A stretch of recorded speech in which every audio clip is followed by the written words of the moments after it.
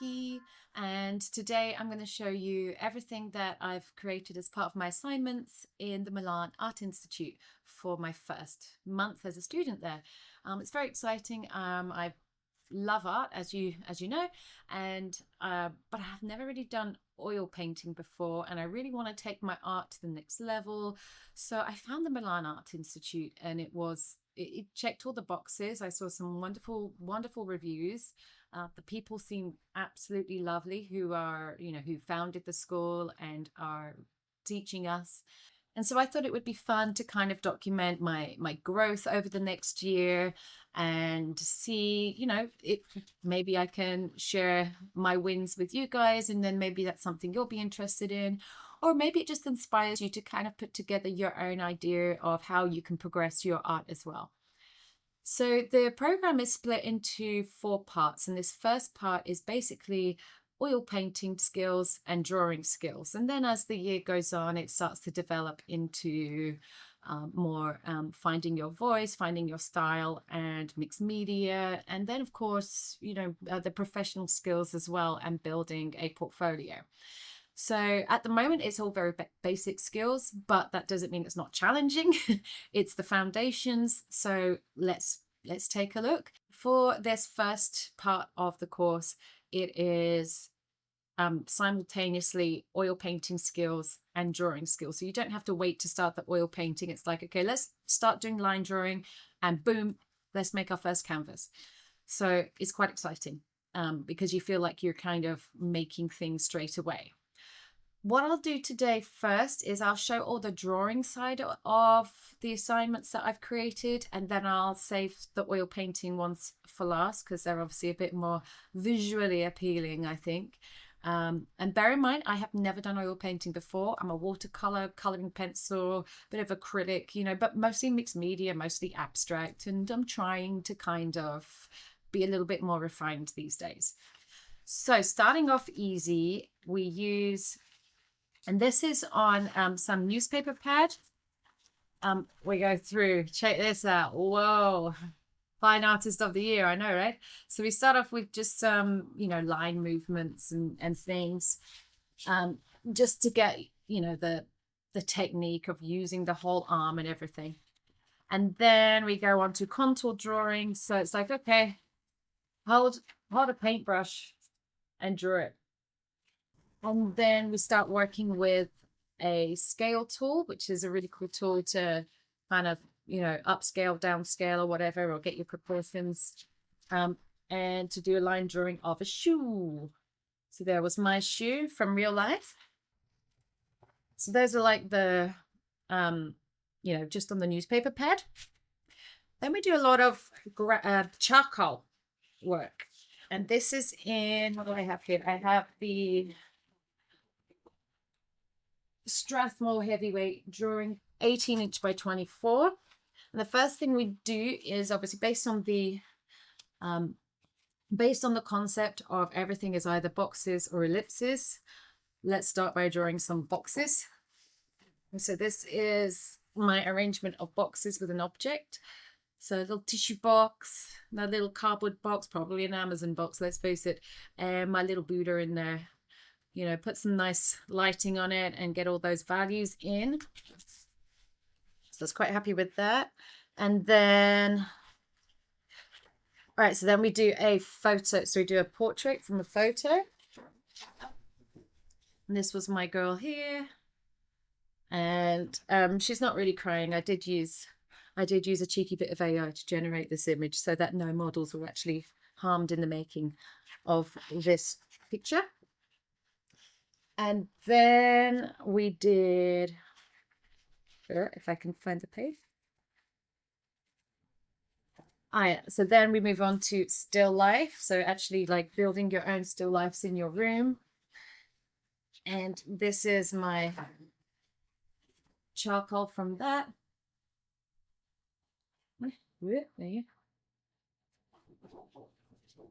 Which again, I think is really cool. Charcoal's always been quite fun for me. I like it, but I've never really done too much with it because of the mess. But actually, I'm kind of embracing it. And then a still life from a photo. And I had this one built for me because I wanted. Okay, my camera has a mind of its own. There we go. All right, so there's my. Hey, hey, come back.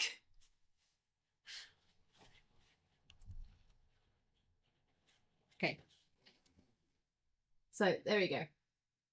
Still alive, but made it steampunk. So that's where I'm at with the drawing side of things. Now, when I say my first month, it is paced at your own speed. And honestly, I'm on summer break at the moment, so I don't have as much teaching hours as I normally would. So I've been kind of ramming at this a little bit more faster than what I'm probably going to be doing for the rest of the year. But I also have 2 years of access to the coaching.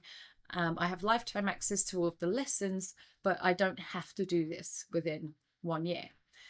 So let's move on to the oil paintings. And the first one I did, so go easy on me, I'm kind of figuring this out.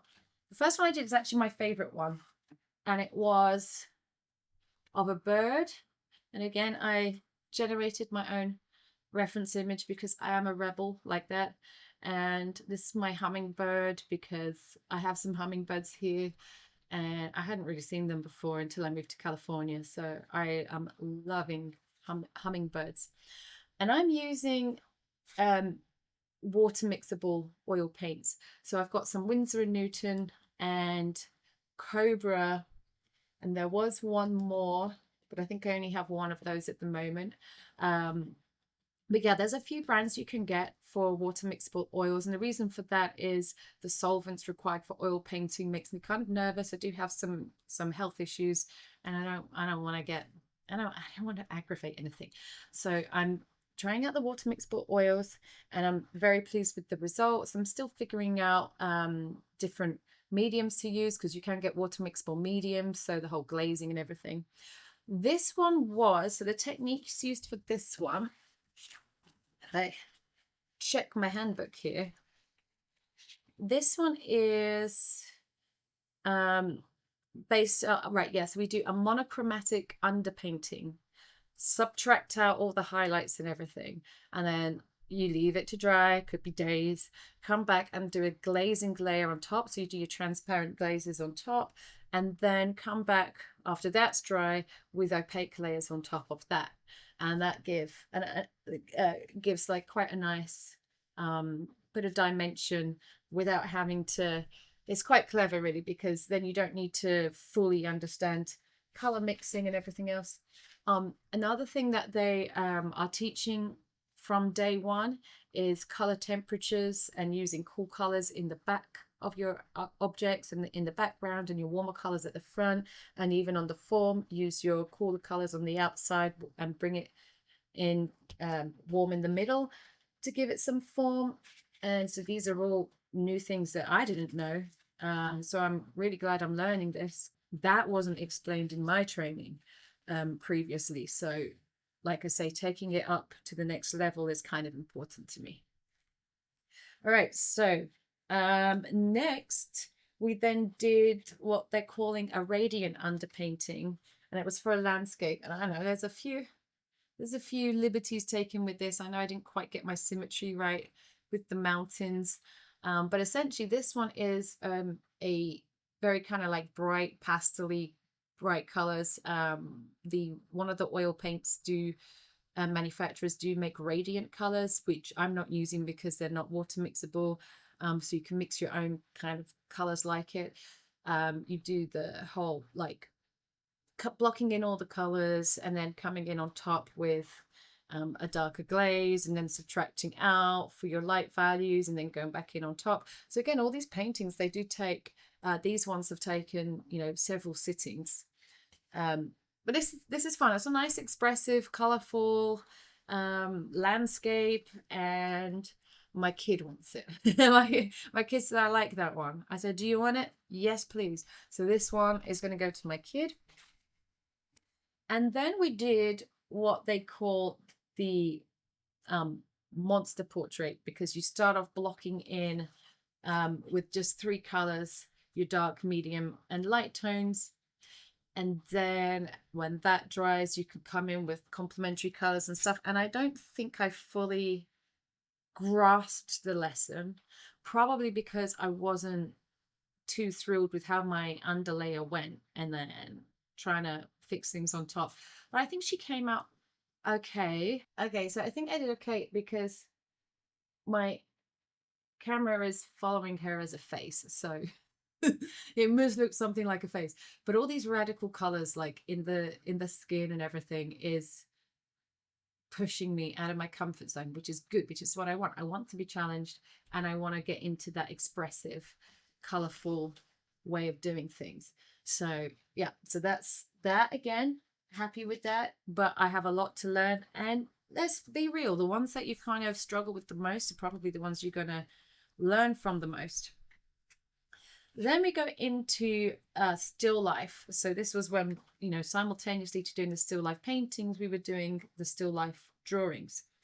And we had to paint 3 from real life. So obviously it's a bit on how to arrange your composition in the room, and then and then obviously painting it.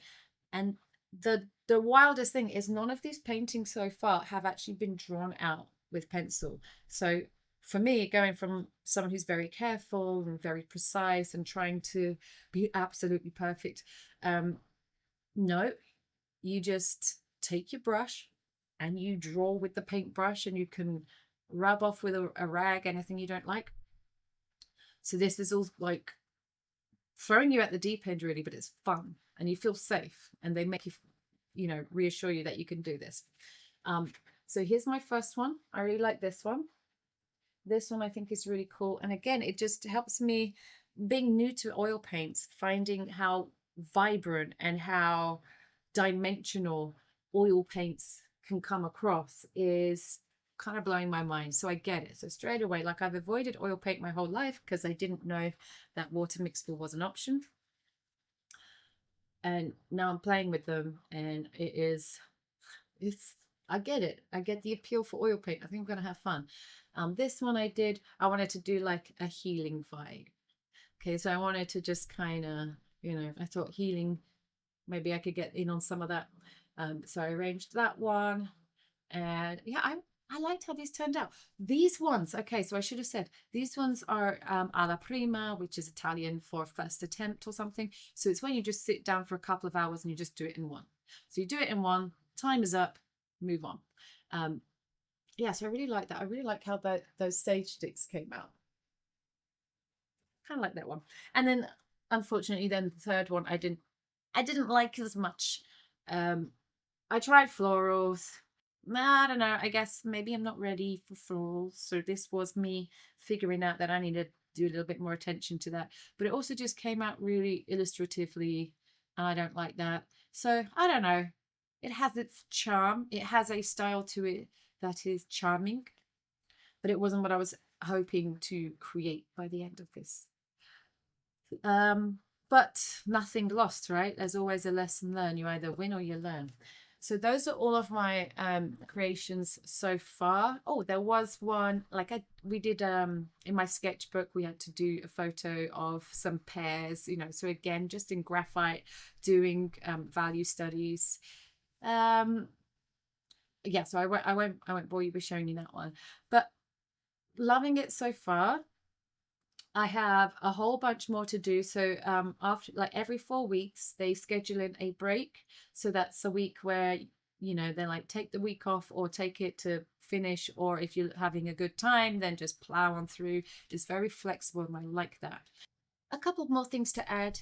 You can upload photos of what you create from these classes up to the app, and there are lots and lots of coaches there that can critique your work and give you some feedback. And so it may be that when I come around to adding some of those photos, that I might make some tweaks to those paintings based on their feedback, so I can have those conversations and that dialogue. We have a weekly coaching course, so we can ask questions about where we're at in the program and any technical, artistic questions we may have. Also, there are timeline. So they give you a guideline of how long you should spend on a particular piece. So a lot of those pieces that I've done now might be, if I wasn't in this program right now and I was trying to work on that, I would be working on that for weeks, like literally weeks and weeks and weeks, because I have an issue where I don't know when to step away. And that's why I'm into mixed media, is because there's always going to be another layer that I can add or another product I can bring in and tweak on top. And then before you know it, you haven't graduated because you've been spending too much time on the early stuff. So a lot of that stuff, I was very strict with the time allowance for it, and that, okay, it's done enough, move on. And then if I want to pick one of those pieces up a month from now and do some extra work on it in my own time, then I can. That's okay. But I'm hoping that I'll be distracted with creating more better stuff with the new things coming along. There'll be some links down in the description if you wanted to look into any of my materials or the Milan Art Institute in a bit more detail. So hopefully that gives you some inspiration, or gives you some idea if you've been looking at the Milan Art Institute for yourself and you might be interested in that. That kind of gives you an idea of the things that you will be creating should you enroll there as well. Hopefully I'm going to be back next month and I'll show you a whole bunch more paintings and drawings that I've created on this program and that I haven't got, you know, swamped over by the day-to-day of life, because I'm really trying to, you know, figure out what matters most in life. And to me, art. I need to do art. I get very sad if I'm not doing art, and too much work and not enough play is not fun. So I hope to see you soon. Thank you for tuning in. And if this is your first time joining me, come and give me a like and subscribe. You're very welcome here. It's a nice, happy place. Bye.